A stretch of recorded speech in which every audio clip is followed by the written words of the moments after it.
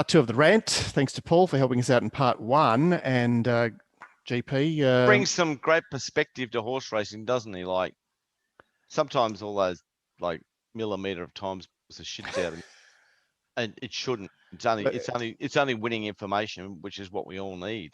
What we didn't talk about was the worst tipping performance of the weekend, which was bomb. 90% chance of rain on Friday and Saturday. Expected rainfall 25 mils on both days. Wow. So I suppose the way things are going, Intolerant should trial tomorrow at Canterbury because they were concerned about the wet, but it should be sweet, eh? Well, Gerald said, I don't know if you got that audio, Gord. Yeah, I've got it. Yep. He said, I don't want to start him on a heavy track in the trial tomorrow at Canterbury, but looks all sweet, doesn't it? GP? Just a little bit of in-house advertising on behalf of my second son, Dean, who's a good man and a clever boy, like all my children. He's a Raiders fanatic as well, isn't he, Glenn? He is a Raiders fanatic. Yeah, he's a Raiders fanatic. So he's always enjoyed the football. Now he's started a site, guys. It's free to play, so it's not like a spruik trying to get anyone's money. And you've all been involved in football tipping comps all around this country and at pubs and whatever. And yeah, sure, they're all fun and everyone likes to.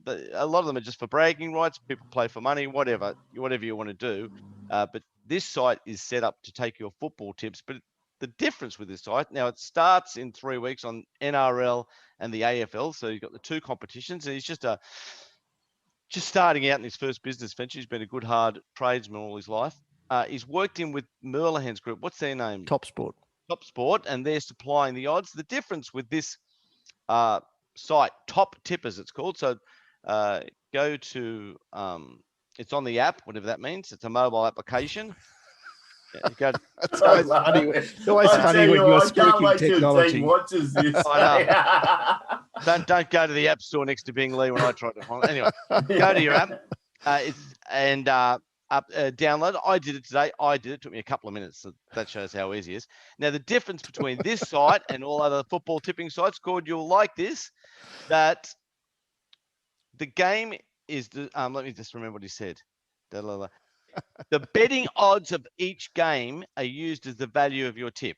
So I see. So if a team is $1.10, another team's $7.50, and you go for it's a game that rewards people who go for the underdogs if they would like to. Well, you get more points if you tip a team that's less likely to win. Well, you get the dollar value. That's the whole way it's set up. So if you tip one winner on the weekend at $8, it's like you've tipped 8 winners. So it's a little bit different to the old setup, and I think a far better idea. It gives the value of each game. What do you think, Gord? I think that's absolutely fantastic. You should definitely get rewarded for finding a longer odds result. I'm in one with the Jewish community of Bondi, and we've structured it as well, like that. Yeah, but that one's $500 to go into, but. The game's designed to play with your friends. So the invites can be unlimited, and it's called. What about prizes? Tell us about the prizes. I'm not sure how. I don't know the full story of Dennis' price. So can we get Dean on the show one day, and you can go tell him the price, son? Yeah. Anyway, just leave me out, would you? Top Tippers. Okay, it's easy to find on your app. Search Top Tippers. Tell your friends, get involved. It's a good tipping site, and it's kind of the Merlihans to get involved with Dean because he's it's a startup, and it'll be their football prices. I suppose they're looking for customers out of it, and like everybody, that's how. Of course, it's a means of them attracting details of. And I think clients. Dean was engaged in knowing so much about wagering that he couldn't stand how all his friends tipped this football team and he tipped that. They didn't understand the value of the game, and that's where the site's. So check it out, Top Tippers. So speaking of Top Sport, Little Birdie had a festival on Saturday, which I think was live streamed. Did you catch it at all, Gord? No. How'd they go? I think they did their dough. But but the reason I ask is because obviously it's a well-run organisation. They managed to build. They managed to attract quite considerable. Or the tank that they wind up with is generally quite considerable, but I wasn't aware of the two guys that were basically driving the tipping, which were the two Noonan brothers. So if anyone's got any intel on those guys, I'm completely unfamiliar with them. What, as in son of bookmaker? No, as in son of trainer, I think. Tony Noonan in Victoria. Anyway, anyone want to share any reflections on Little Birdie? I'd love to hear, because... Is Tony Noonan the bloke in trouble at the moment? Could be. Oh, I'm not sure. There's a trainer at a pub fight. I'll tell you what, after Little Birdie's performance in the Melbourne Cup Greyhound, they've got a tough task to emulate that. Emulate that. All right. Well, I've got a very interesting video to show you, which hopefully Mark Van Gestel never sees, because he'll feel compelled to do something surely. So if you're watching now, Guesty, just switch off, because we don't want to give anyone up, but we know what Guesty's like. Oh, hang on, it's about a jockey. He'd probably stay sweet there. On your Guesty. All right, so let's try this. Hopefully you can hear this loud and clear. Mind you, we got pinched for cracking a joke. Just keep that in your mind. And this is not humorous. Okay, so 3, 2, 1, let's go. Last year, thought he could have won on the horse when he raced Anders here one day, but he said I could have won the race, but it wouldn't have taught him anything. So he's got a big future, and you just got to learn to work with him. And he got a bit fired. Do you want to hear it again? Yeah, I do. That was after the first score. That was end of that. Yeah. Last year, thought he could have won on the horse when he raced Anders here one day, but he said I could have won the race, but it wouldn't have taught him anything. So he's got a big future, and you just got to learn to work with him. And he got a bit fired. Wow. Yeah. Oh, wow. Well, there it is. There it is. On you, boys. The problem we've got going forward is there's no stewards left. The job this morning is advertised for the deputy chairman, so we've lost Mr. Birch. Oh, that's sad to see him go. And he's left, but like when you go through the list of blokes, is there anyone left?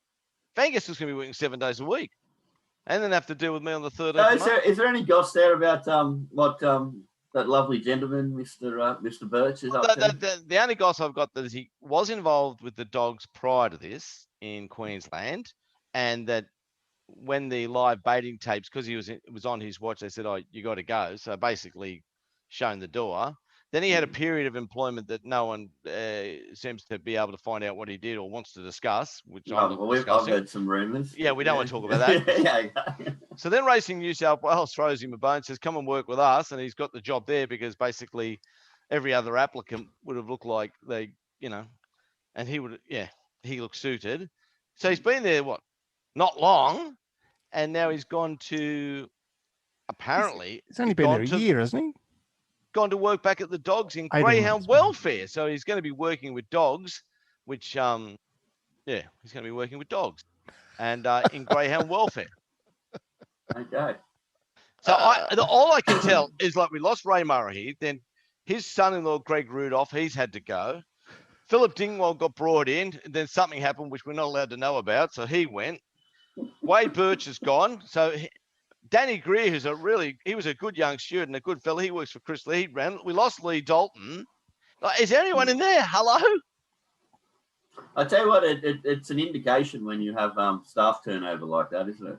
It's an indication of an unhappy workplace. Yeah. And they do tell me that the Volandi's way of keeping this game going is through cost cutting, and that Umaro Uno, Mr. Van Gestel, gets the big dollars and everyone else can find work elsewhere for better money. That's what I have been told.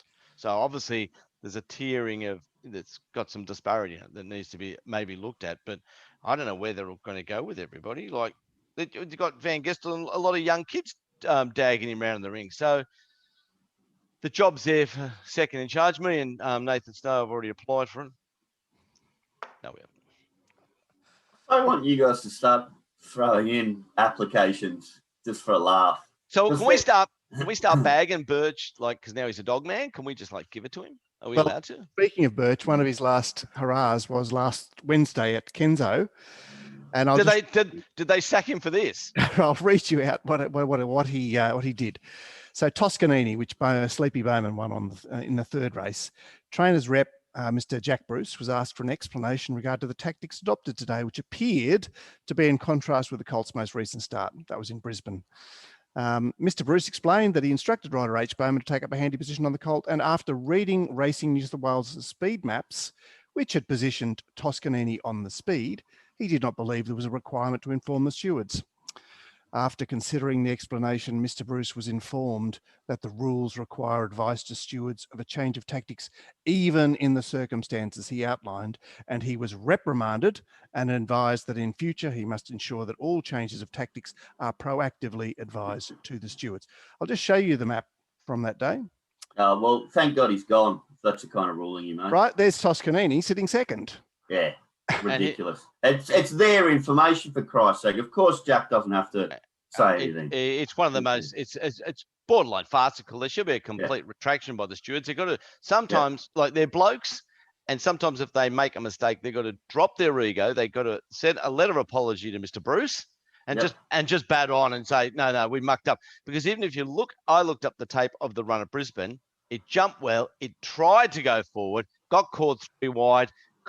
After maybe 100, 150 minutes, dropped off and came back to maybe 6. Have you got the replay of the start of Brisbane, Mark? Yeah, I can bring that up. You keep talking. Yeah. If you look at the start, it jumps well Toscanini and tries to go forward, gets posted wide. No one wants to be 3 deep on the pace, and he's back. Whatever Mr. Birch is looking at on this day, this is something he has mucked up, and we should be like hammering him over it, but now he's not there anyway, so it doesn't even matter. Yes. But they do need to send a letter of apologies. Bruce, he would have just turned up wide. He's like straighty 180. By the way, and a pearl out there for betting, guys. If you ping the lids and then you post it wide and then you try a little bit and then you get tagged, it's one of my favourite runs to back next start. And then Bowman's ridden it perfectly. We only mentioned it was 11 out of 10 right, and yet this bloke turns up. He drags this young man in, and he's probably shitting himself in there, Jack Bruce. But I know they've got to make inquiries, but make inquiries about things when they're wrong.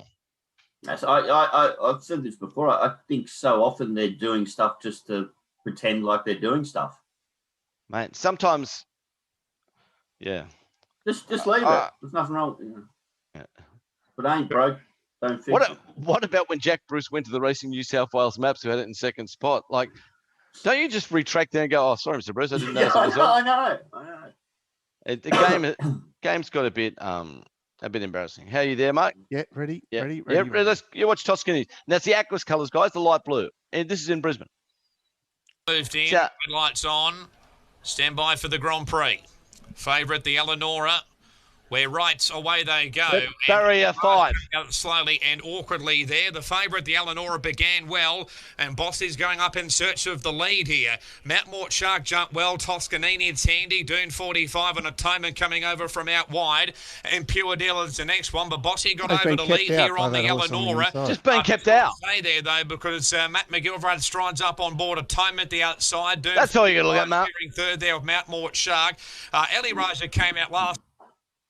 But as you can see from the jump, the intent was to go forward, and he was just posted, and he had to look. This can't just same thing. He jumped the same speed at Randwick, like the maps predicted. Whoever did the maps on that day, young apprentice map maker, doing a good job, mate. Whoever you are, you've taken over a big job there because the punters are pretty tough.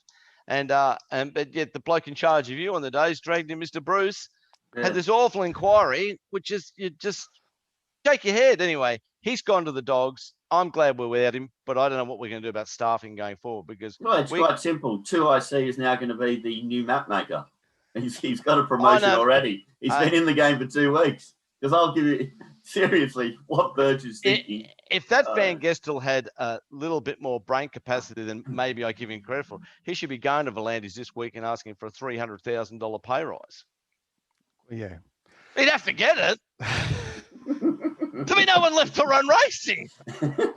Hi, Pete. I know I'm at 500. I need 800. Mrs. bought a new home. Yeah, that's right, Mark. Well, that's what you'd be doing. When the supply and demand, prices go up. Exactly. So I don't know what's going to happen in there, but I don't know. When Mr. Birch goes, that little snippet we got from him when there is no such thing as free speech in New South Wales, are we allowed to play, because he's out of the game, are we allowed to play that at the beginning of our show, like with our music? Just now that he's gone? Can we do that?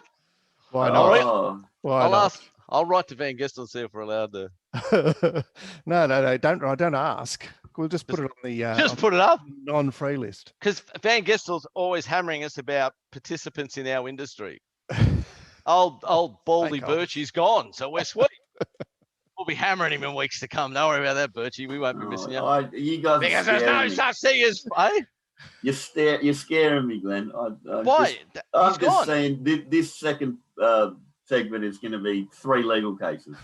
Over or under 3 legal cases. What have we done? We haven't said anything wrong. I'm just paranoid. That's all. I know. All right. Well, Phil.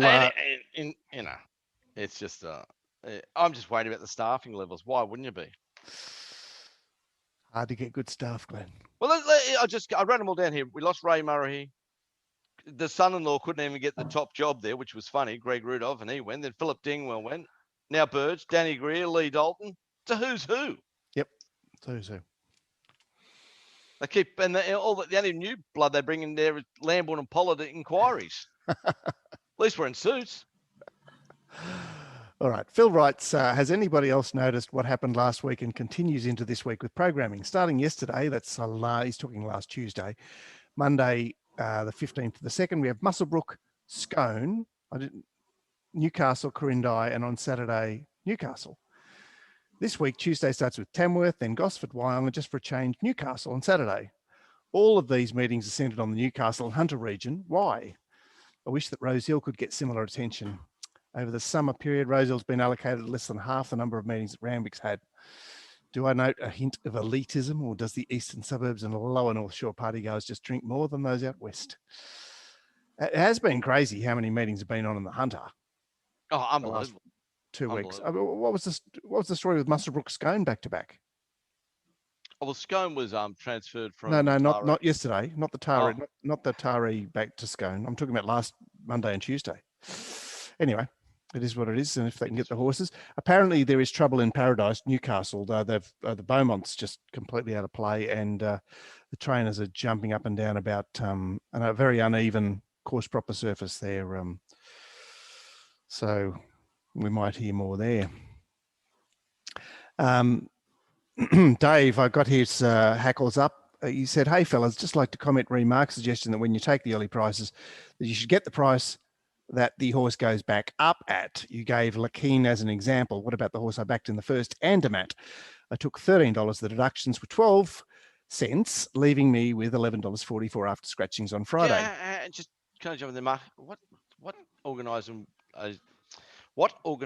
would put up $13 Andermatt? I don't know, but Dave was there. Good work, Dave. I think it opened around $5 or $6. To say I'd be pissed would be downplaying how I would have felt. Ditto Handle the Truth and quite a few others. Dave, you missed my point completely. I wasn't talking about you getting rescheduled. I'm talking about, remember, Glenn, back in the old days, when there'd be a late scratching, usually near the barriers, and the bookies wouldn't change their prices. They'd just say, no deductions, these prices. And you go, well, what? I have to cop a deduction on the price that I've just taken, even though you're betting no deductions, the same prices. I'm really talking about that. The fact was that Lakeen opened up $4, got into $2.80 before scratchings. And with scratchings, you got $2.25, when in fact, it was instantly $2.80 again after scratchings. Yeah. Anyway, it's a bit of a moot point. Dave goes on, those who backed Lakeen obviously didn't really care about price anyway. They were just backing what they thought would win. If it won, they'd still be happy. And if it was beaten, the price would not matter to them. That theory would be a boon to the bookies who go up early. Now, if they gave the punter the option, I would be happy with that. Unfortunately, St. Vincent de Paul are not bookies, and bookies are not charities. Please don't put ideas in bookies' heads. Al has written in saying, I just want to thank Dave for a 2-paragraph comment. Hi, Mark, Glenn and Gordo. Racing Rant, hope all is well. Please see us attached a story in today's telly. Trainer Paul Massara wanting a cutaway rail at every track in New South Wales. His words, a no-brainer. Well, as a punter, I couldn't disagree more. Cutaway rails do 2 important things. Take all the speed out of the race and the races become non-competitive. Please don't even consider this proposal. As a punter, it's a ridiculous suggestion. Any thoughts from you guys? And I find the cutaway the lowest thing in racing. Yeah, so he says Scone trainer Paul Massara has called for a cutaway rail at every track in New South Wales. Negates the importance of barriers and gives every horse a chance. He said less scratchings, he meant fewer scratchings. Decompresses the field when horses are fatiguing, improving safety for horses and riders. It's a new no-brainer. Cutaway rails, they definitely affect the race shapes. You got any thoughts, Gord? Yeah, well, I mean, quite often when I'm betting at tracks that have the cutaway rail, I'm against inside barriers. So there you go. Yep. Okay. Well, you know, you're just handling it. You're just going, well, there's a cutaway rail. This is my approach. Yeah, you want to get your momentum up early, so I'd prefer you to be running line. Yeah, I think you're right. I think they would participants would be fooled by the cutaway rail in those situations. They'll go, oh, well, you know, we don't have to worry about being held up because we've got a cutaway rail, but it changes the well, you know, the thing is, Mark, they're normally at the bush as well, and those horses don't have the ability to ping and do really good sectionals getting a late split. Yep. So it's good angles to make money off anyway. You know me, I don't care what they do. They could make tracks triangle, just find a way to win. All right, well, we'll go but the worst thing about them is we have such a problem in New South Wales racing compared to every other place in the world of lack of pace. It would slow them down even further. Well, I think Melbourne's farcical, so I'm not getting this where it's just New South Wales. Oh, these races are slow, Gord. They're slow. I bet in play. I really notice it. Yeah. All right, we apparently there was a gala last week, Newcastle race 5. So I'm going to bring that up. See if we can. It was a Wallarothon, Glenn. I don't know if you remember the race. It was a 1400 metre maiden. It was mid-program there, race 5, and Not a Choice from the O'Shea Yard was favourite at 6-4, and Waller had 3 runners. He had Welk, he had Gabira, and he had Sippity Sup. So let's roll tape and look what happened in that race. If I can find it, where's it gone? Should be there somewhere, but show all windows, this will help me. Still not there. Must be here somewhere. No, that's not it. Yeah, that's it, but it's not the race. Yeah, it wouldn't give me the race, so I'll start again. Do you love your toys? I do. Oh, look at this. I don't know. Okay, so that's Crystal Waters 4 wide on the pace coming across.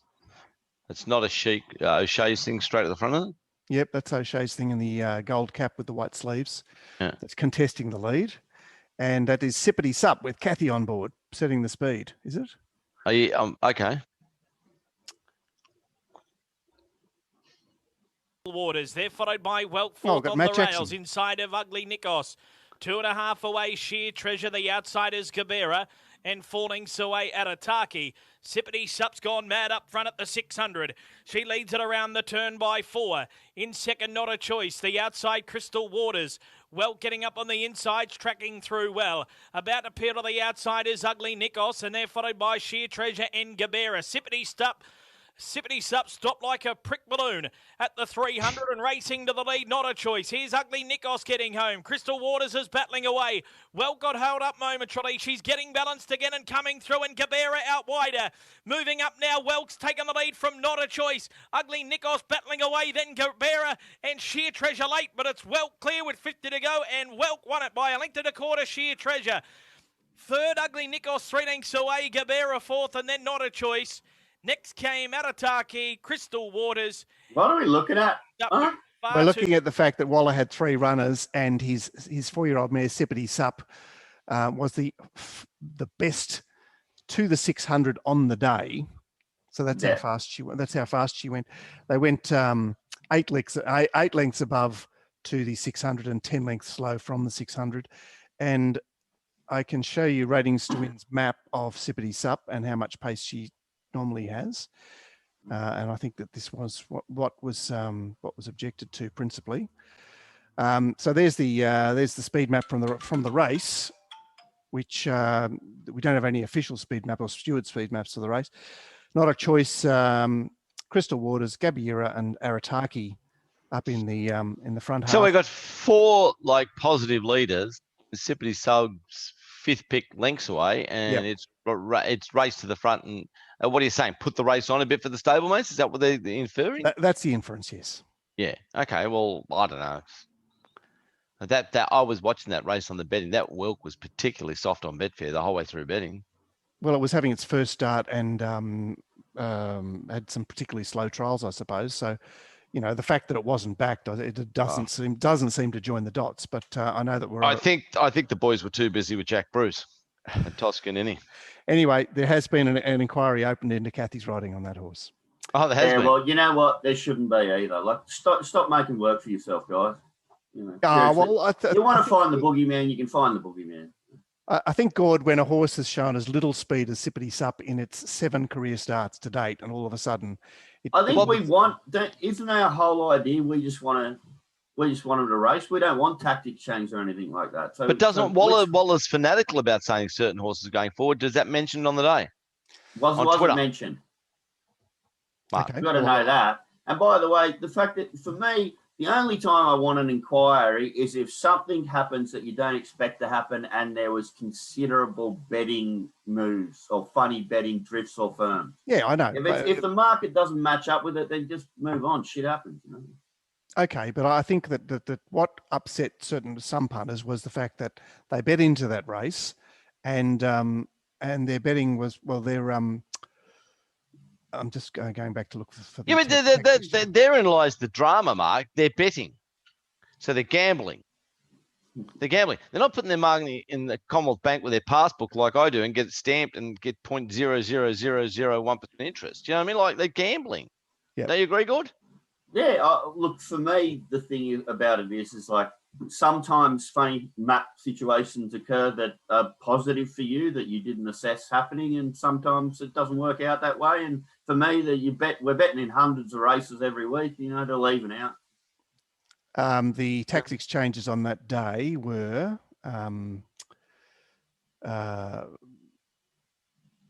race 7, number 7, Lucy Light, which is Waller, to be ridden conservatively from the outside barrier, and that was it. Yeah. Anyway, we'll see what happens there. There's no stewards to hold the inquiry, mate. Ian writes... Nothing will happen. It's Chris Waller, K. O'Hara. Nothing. Yeah. Jack Bruce is going to get 6 months. Yeah, I know, for doing the exact right thing. I got to say, to the stewards that watch this show and get extremely cranky because they think we're smart asses, even the most biased steward in the world would think that Toscanini questioning was just ridiculous. Yeah, that is a shocker. It's worked out well for the boy that he's off to the dogs, but it's just ridiculous. He has, I think, I remember he was roasting B. Abdullah over the riding of Joe Pride's Passage of Time when it was first up there. I think he gets a B in his bonnet. Ian writes, hi guys, 2 questions. Does GP ever consider the fact that he's been betting aggressively for 40 years and that he might be running good? Is he kidding, Kieran? Is he kidding, Ian? I run bad. Yeah, but he's saying your longevity speaks to the fact that you've actually run good. No. And Glenn's argument is he's got that many lengths on everybody else. He'd be running even better if he was just getting... Had any luck. Yeah. If I had even luck, I'd own the world. Yeah. I'd run bad. Second question is, if you told me the day after Ollie Kirk completed Golden Rose Caulfield Guineas double that he'd be starting $10 in a 1,400 metre weight for age at Caulfield 3 months later, I'd be stunned, but it raced accordingly. What are we to make of this as punters? The media tiptoes around it because he's a stallion. Well, they tiptoe around everything that's to do with anything, but I was surprised it was such long odds, and the exact thought went through my head is what he wrote. Yeah, it was a disappointing run, wasn't it? There's Caulfield 1,400, and there were some up and runners there. I mean, probably I think it was the only decent point out that I did on the top up show on Saturday was, coming off a Caulfield return where she just sat deep and blew them away, and it seemed a perfect perfect platform for her. Whereas Ollie Kirk's coming off a 1,200 metre race at Randwick, I know he won the 1,000 guineas at Caulfield. Sorry, the Caulfield Guineas at Caulfield, but there's got to be a doubt over the hollowness of those races. Yeah, and I've seen the fresh blood. the danger to it was, pink with the white cross, wasn't it? Those mythical WA colours. Hey, Kev, how you going, mate? All right, them's fighting words, Gord. Them's fighting words. Kieran says, a question for Gordon. You use the term running line. Once again, I'm unfamiliar with that expression. Please explain it. Well, it's either, you don't have a horse on your outside. So it can be, most of the time, it's actually one off the fence. But also with cover. With cover. Yeah, sometimes sometimes it can be three if there's a, Yeah. Anyway, I haven't explained it well. But I don't know. Oh, like it's like in trotting terms. So it's one out, one back, and it's that's the running line. But you haven't got a horse on the outside. If it's a line of three and a line of three, it's the horse that's in sixth spot, out with nothing on its outside. And again, it could be 3x3x3, and you could be in the running line in ninth spot. It's the running line. Cover in front and nothing on your outside. Yep. Yeah. Well done, guys. And Kieran has got he's thinking of a marketing opportunity for us. He says, UK calling, an opportunity to raise some income for Racing Rant. You had a chance to name a runner some time ago. That's our horse, I think. And you organised a competition for the Rant community, and you said it was well supported. I think you should consider seeking further business naming racehorses or even greyhounds, and use your membership to suggest them. Well, we've got a man at the greyhounds now to help us out going forward. Yeah. Oh, so good. Yeah, we were just about to get into the greyhound form analysis game, and then we realised this bloke was taking over and thought maybe not worth our while. We should buy an old greyhound whenever Birch is going out for lunch for a sandwich. Just be walking down the street and just give it a clip over the ear, so he's in charge of all fair. That'd be funny. By the way, I rang my mate the other day to get Racing Rant jockey silks a design done. So. Good job, Gord. Good job, Gord. Good job. Yeah. So, what did you give suggestions, or are you leaving it up to the creative designer? No, he's gone to our website to have a look at that thingy. He's going to need a JPEG off you and stuff like that, mate. Okay. Awesome. But anyway, there's no rush. All right. Anyway, thanks for those emails from Kieran all the way in UK. Wow.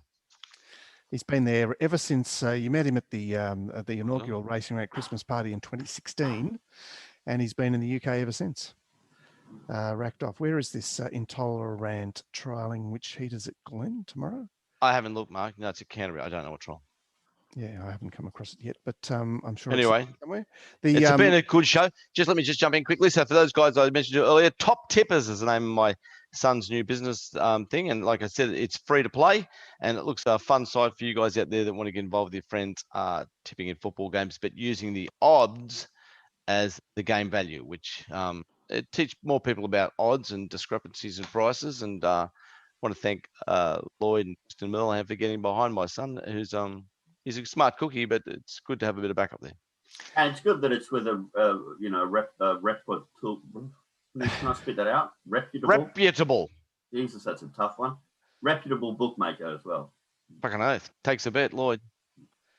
Okay, we haven't discussed the program for this week, but Gosford is an ATC meeting on Wednesday, so it's a metro meeting, which presupposes coverage from Racing Rant, and the last Canterbury night meeting is on Friday of the season, and then we're at Randwick next Saturday for the Surround Stakes and the Chipping Norton, which it's been a long time since the Chipping Norton was run at Warwick Farm. It's home.